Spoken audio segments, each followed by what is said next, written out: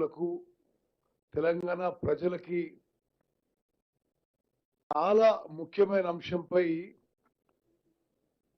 గౌరవ ముఖ్యమంత్రి గారి సలహా మేరకు నేను అఖిల పక్షం తెలంగాణలో ఉన్న అందరూ లోక్సభ రాజ్యసభ పార్లమెంట్ సభ్యులతో సమావేశం నిర్వహించి పోలవరం బంకచెర్ల ప్రాజెక్టు స్కీమ్ ఏంటిది, కేంద్ర ప్రభుత్వానికి వాళ్ళు ఏమని అప్లికేషన్ పెట్టుకున్నారు, ఏం ప్రపోజల్ పెట్టుకున్నారు, ప్రీ ఫీజిబిలిటీ రిపోర్ట్ ఏంటిది, దానివల్ల మరి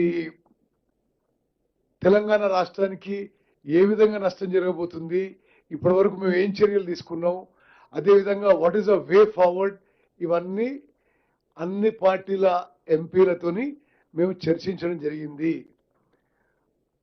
కాంగ్రెస్ పార్టీ నుంచి అందరు ఎంపీలు వచ్చారు.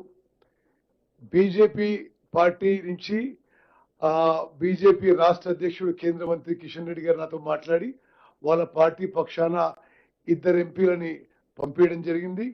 అదేవిధంగా ఎంఐఎం అసౌద్దీన్ ఓవైసీ గారు వచ్చారు. అదేవిధంగా టిఆర్ఎస్ పార్టీ నుంచి వడ్డీరాజు రవిచంద్ర గారు వచ్చారు.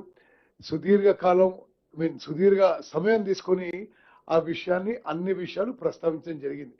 అంటే ఇప్పటివరకు ఏమైంది, మేమేం చేసినాం, ఇప్పుడు ఏం చేయబోతున్నాం, మీరు చెప్పండి ఏ విధంగా ముందుకు పోవాలని చెప్పి వాళ్ళ సలహాలు సూచనలు కూడా తీసుకోవడం జరిగింది. మరి ఇప్పుడు దీని బ్యాక్గ్రౌండ్ ఎందుకు, అసలు గోదావరి జలాలు విషయాలు రాయలసీమ తీసుకోవడానికి ఈ ఆలోచన ఎవరు చేసిండ్రు, దీని వెనక ఏముంది అనే విషయాలు కూడా మరి ఇప్పుడు కొన్ని వీడియోలు, కొన్ని పత్రికల్లో వచ్చిన వార్తల ఆధారంగా మీకు తెలియజేయబోతున్నాం. ఇప్పుడు ఆ వీడియోలు ప్లే చేయాల్సిందిగా రిక్వెస్ట్ చేస్తున్నాను. అన్ని కార్నర్స్లో అందరి ప్రజలు బాగుండాలని కోరుకుంటాం. ఎస్, రాయలసీమకు నీళ్లు రావాలని నేను చెప్పిన మాట వాస్తవం. ఈరోజు కూడా చెప్తా ఉన్నా. ఎవరు వద్దంటున్నారు రాయలసీమకు నీళ్లు? నేను చెప్పింది ఏంది, అక్కడ కృష్ణా నదిలో నీళ్లు లేవు, గోదావరిలో ఉన్నాయి.